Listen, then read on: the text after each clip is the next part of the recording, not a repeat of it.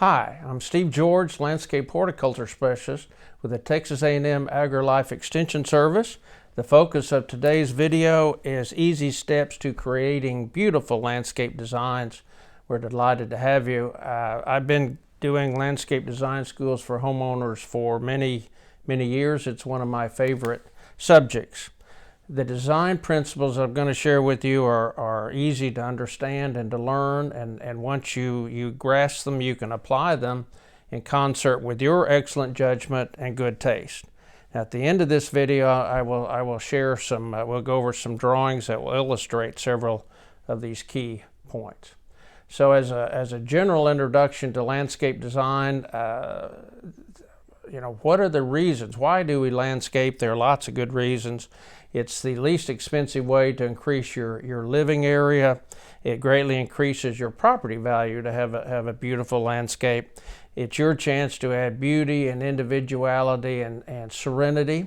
Good landscape design also reduces energy cost. It reduces the time the inside temperature of your home is 75 degrees and above by 60%. And evergreen windbreaks can reduce your heating bills by 15 to 30%. And what's very exciting, this is a great opportunity for you to create your own special world within your landscape, and these principles are going to help you do that. What is landscaping? It's more than just the selection and placement of plants.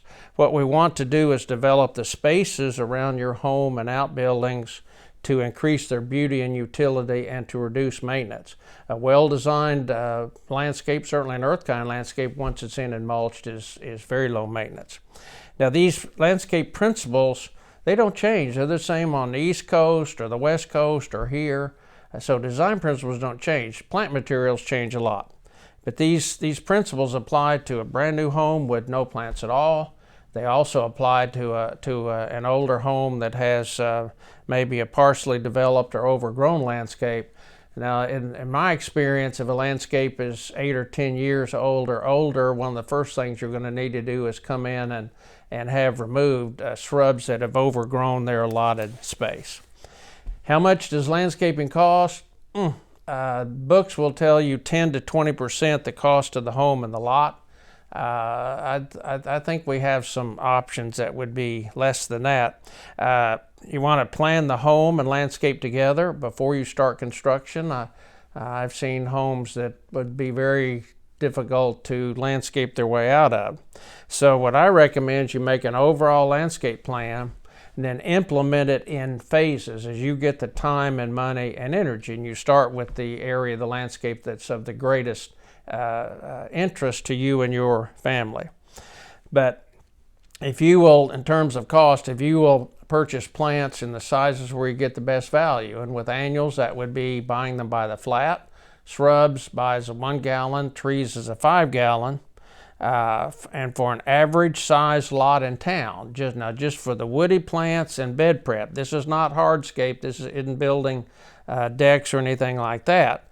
But approximately $2,500 a year over 4 years, so that's a total of $10,000.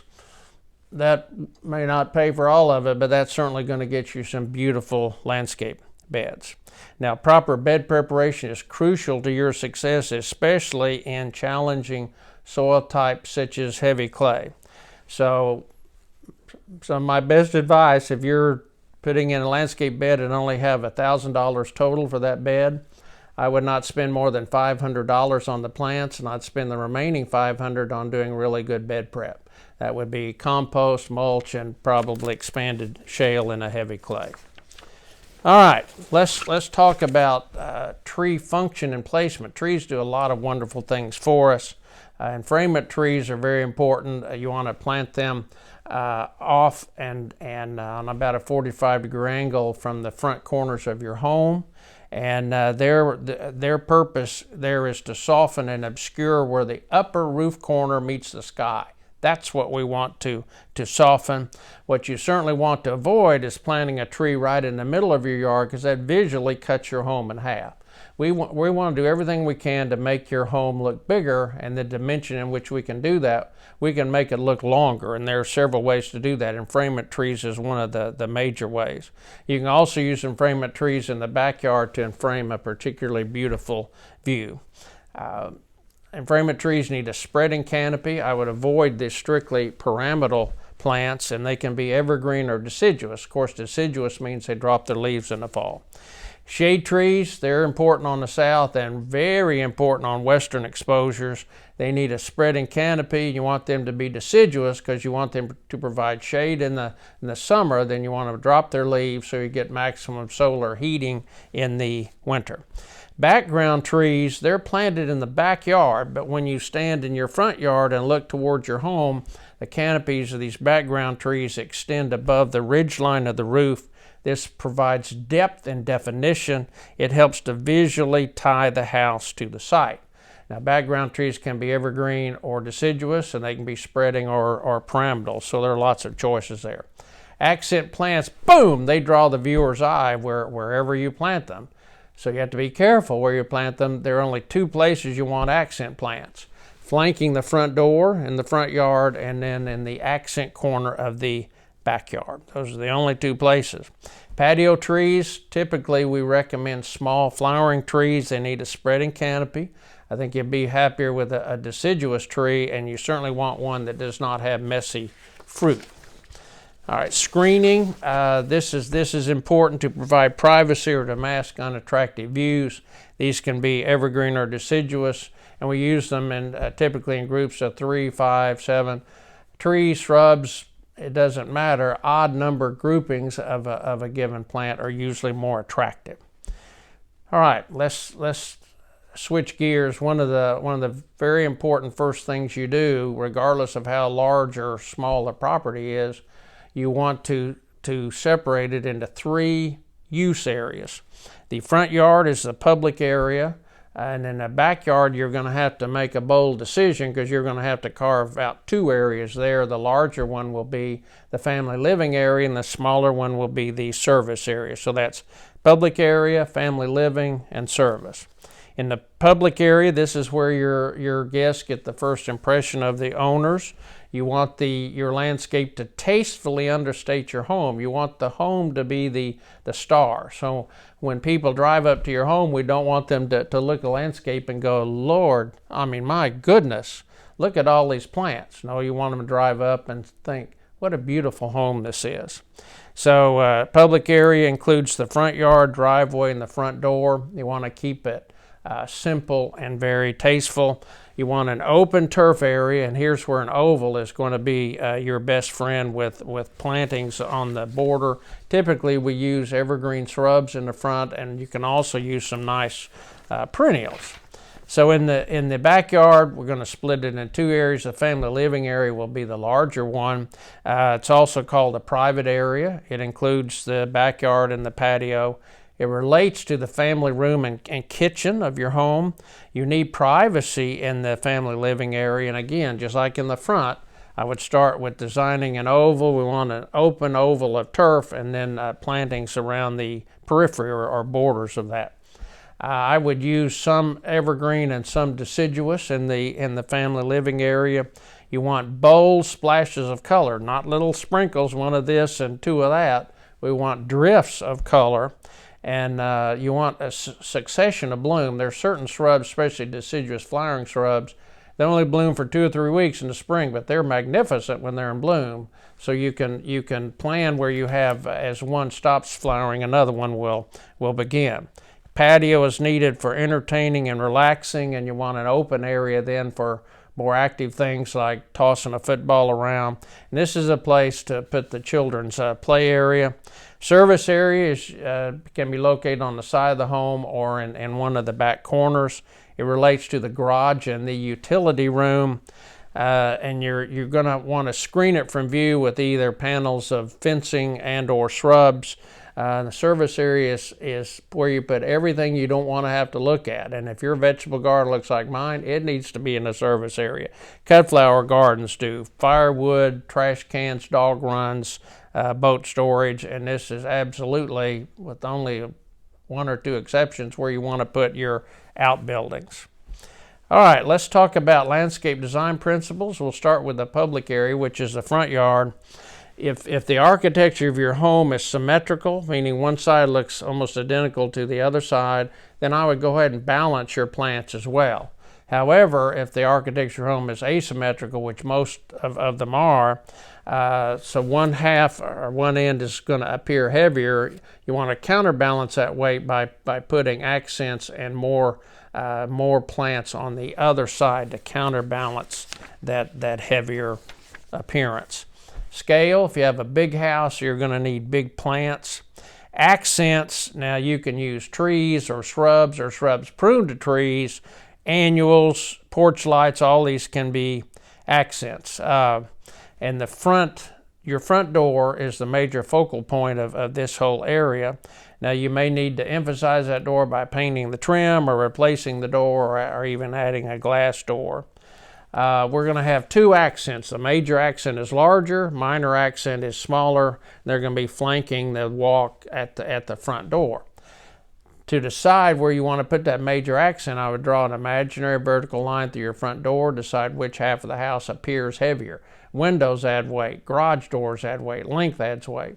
So if this is the heavier side of the house, you want to put the major accent on the opposite side at the front door. Now once you decide where the major accent goes, obviously the minor accent goes on the other side of the walk. Major accents can be a single upright shrub, they can be a small tree if you have enough room, or even a plant espaliered against the wall. Minor accents, they can be a cluster of very attractive dwarf shrubs. Many times you use annuals as a minor accent. You can have potted plants near the entry. You can even use a very attractive porch light.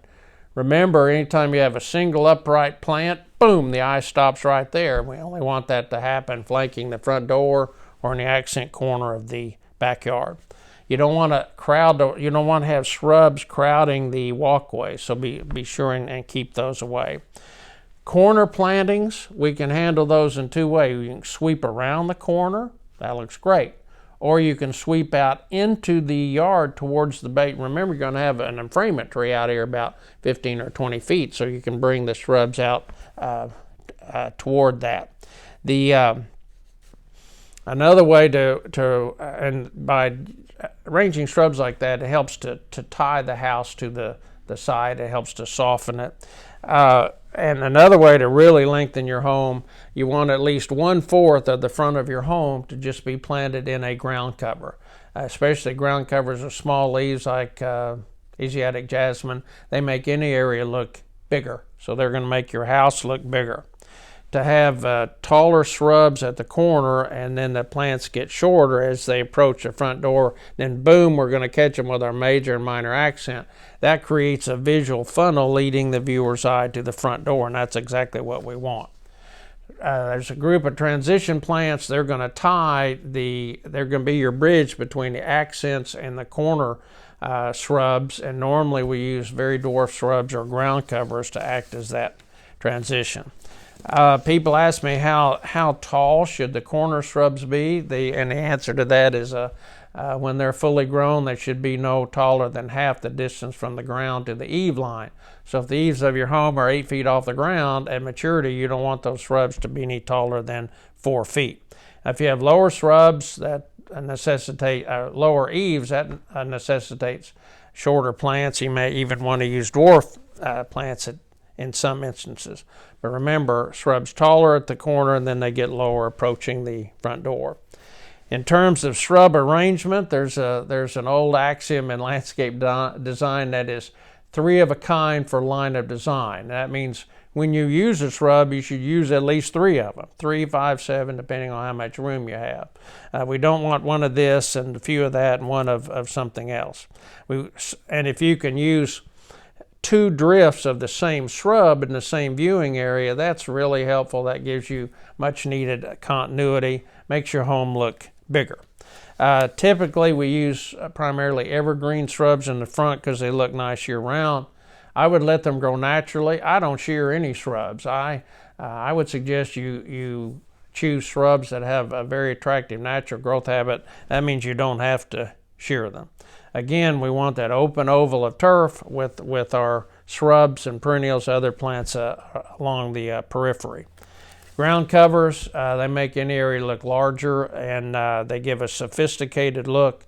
They make a nice intermediate in height between the turf and the dwarf shrubs. You can have ground covers at about that height. You can add wings, physically add wings to your home. Some homes have brick wing walls to do that. You can also use panels of attractive wooden fencing to do that. Now I like to arrange those wooden fence panels in a 45-degree angle. One of the major reasons we landscape is to soften the harsh straight lines and angles of our architecture, and especially right angles have a very harsh look. So a 45 gives a much better appearance than a 90-degree does. You want to avoid distractions, avoid random sprinkling of flowers. In that whole front yard, in terms of your annuals, I would not use more than 2 colors. Remember, it's not how many different kinds of plants you can cram in there, it's how much beauty and continuity you can create. I like statuary, but they're a very strong accent, so I would either use them at the front door or on the patio or in the accent corner of the backyard. You want to avoid floating beds. We're fighting so hard to keep this nice, beautiful, open oval of turf. And I love that oval because it takes out all the angles. You certainly don't want to come in and put a bed right in the middle of that because that visually is going to cut your house in half. Walkways are usually too narrow. They need to be a minimum of 4 feet wide for 2 people to walk side by side. You can use flat stones or bricks or interlocking concrete pavers to create a beautiful walk connecting the drive to the front door. They can really look nice. Okay, let's talk about landscape design principles for the family living area. In general, of course, it functions as an outdoor living room. You need both physical and visual access to this area from inside your home. Just like in the front, we want to strive for an open oval with shrubs and flowers arranged in border plantings. These provide beauty and definition and privacy. There are sub-areas of the family living area. The patio is one of them. We use that for entertaining and dining. It needs to be attractive year-round. You can use potted plants for instant color, but I would suggest that the containers match and you only use one color in the plants. You want an open area in the backyard. That's for active play like playing football or whatever. And a private area is more secluded for conversation and sunbathing. You need privacy, and to get that you can use panels of attractive wooden fencing 6 feet high, usually 8 feet long, or you can use lattice work panels on which you plant fast-growing vines. Shrubs, large-leafed evergreens in the larger sizes, they give really good privacy. Trees can provide privacy. Now your patio, many times you're going to, the patio that came with your house is too small, so you're going to want to enlarge that, and you can do that with brick or interlocking concrete pavers, or you can build a deck. Now I'm a big fan of decks because they allow you to then entertain on 2 levels, but they are an investment in your home. For immediate shade, if your patio's on the west, you're going to need immediate shade in the summer. So you can erect an overhead structure and cover that with greenhouse shade cloth. You can get that shade cloth that gives varying degrees of shade and then plant fast-growing deciduous vines on it. Accents, you can use container plants or fountains. I love fountains. They're usually beautiful, and the sound of falling water is very soothing. Lighting, if you can, and you can get kits to install that yourself. That adds drama and depth in the evenings. Accents, you want to stand on your patio, look into your backyard and decide which corner has the better view, and the one that has the better view, you say that's going to be the accent corner, and we're going to draw the eye there with plants and other structures. I would choose one kind of upright plant and have at least 3 of them, so they're going to be a beautiful curved backdrop to an arbor or fountain or whatever you choose there. Statuary, it needs to be in scale, which is usually pretty small, and it needs to be on a pedestal. Your border plantings in the family living area, they provide privacy and develop views, and you want a succession of color. I would put the small to medium shrubs in the back of the bed, and then dwarf shrubs or flowers in the middle part of the bed, and in the front of the bed, annuals or ground cover. I would make the beds wide, like at least 8 to 10 feet, because you can put a bunch of beautiful plants in there. To design the outer edge of the bed, that's the most challenging. You want it to be a bold, smooth curve. You want to avoid squiggly lines because they make your home look smaller. So, let me, now that we've covered those, let me show you a couple of drawings here. The client, this is the front yard, their public area. Here's the home, front door, walk, drive, windows there. So what they wanted was an easy care landscape. They wanted the yard to look deeper and wider. So as we've discussed, you always start with an oval. And one very helpful thing, don't stop your landscaping here. You can go ahead and extend it into this area that was turf between the street and the sidewalk. The human eye will go ahead and connect that into a smooth line. So when you come off of each of front corners on about a 45-degree angle, half the mature width of the tree. So this is one enfrainment tree. The problem is over here we do not have room for an enfrainment tree. We only have about 10 feet, and that's the property line there. So there's nothing we can do about that. Draw your imaginary vertical line through the front door. Decide which half of the house appears heavier to your eye, and this is the heavier side due to those windows. So we're going to put the major accent on the opposite side. We don't have room in that little bed. That's only about 3 feet wide. So we put our major accent here. And you can, if you don't have room for a small trees get 20 feet tall, some of them, you can get a large shrub and prune it to a tree form, which is what we've done there.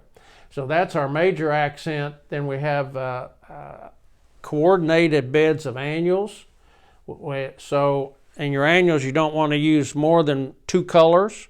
So if you choose red and white, in your annuals in the spring, I'd have red and white there, and there. So we're catching the eye, leading it right to the front door.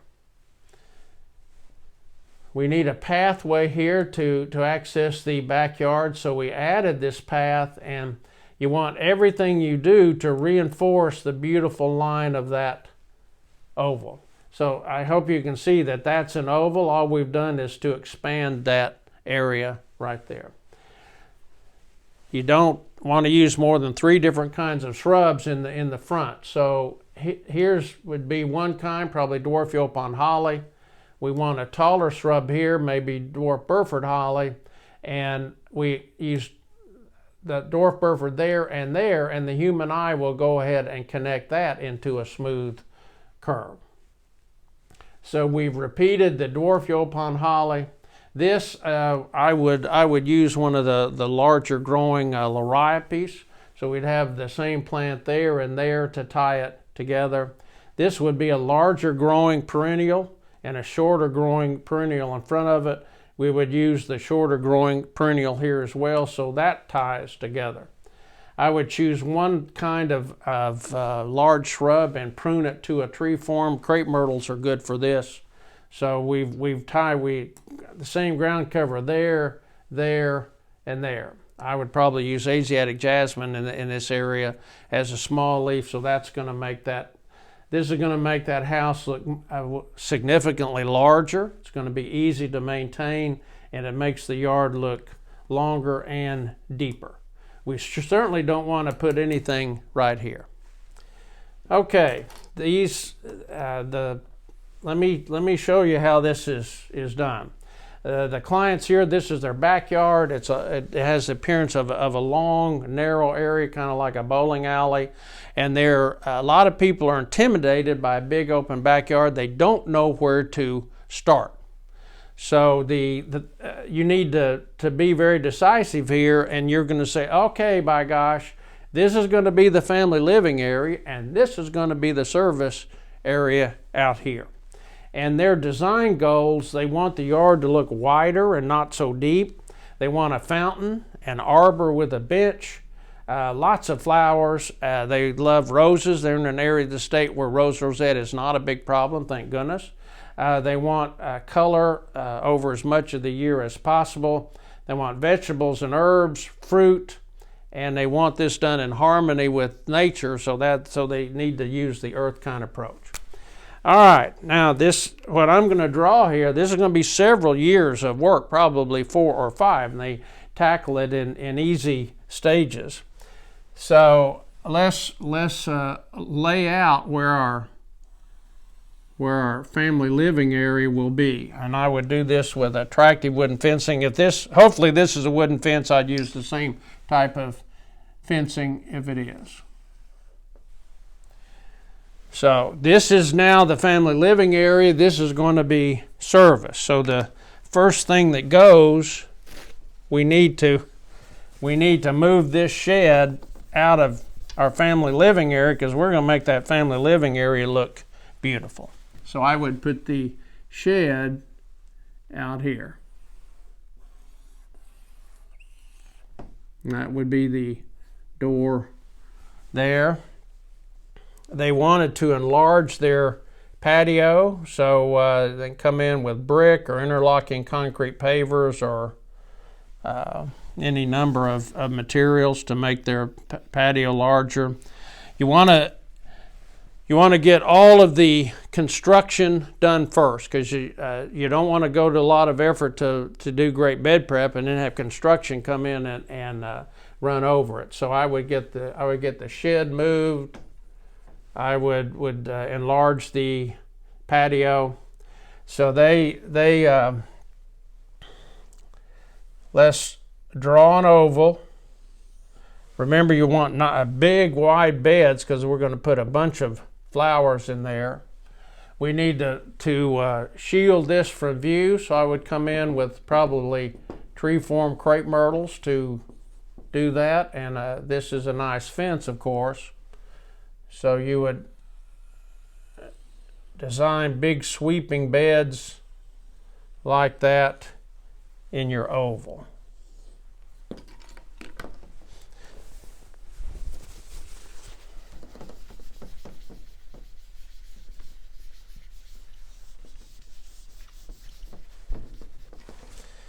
Now obviously you're going to be doing this on paper, and you need to refine it. This is a very quick approach. So this is the best view from their patio, so I'd make this the accent corner. And they wanted an arbor with a bench, so that's what I would do there. They want color over as much of the year as possible, so if they have room, I'd make the 3 red buds for great spring color. This is a great place for an earth-kind rose garden. I would choose one kind of evergreen shrub, put it there. They need a path here from the front yard, which we're going to do, and I would use the same evergreen shrubs over here and over here as well. They want a fountain, so I put a fountain right there. This is east, so I would put their patio tree right there. This would be a great place for perennials there, perennials there, and I would match the color scheme. I would not have more than 2 or 3 colors. They want color over as much of the year as they can. I would bring the same evergreen shrub over here. But now you can come in with 2 or 3 different types of deciduous flowering shrubs, like flowering quince and Van Hoot spirea. As one finishes blooming, another one will start.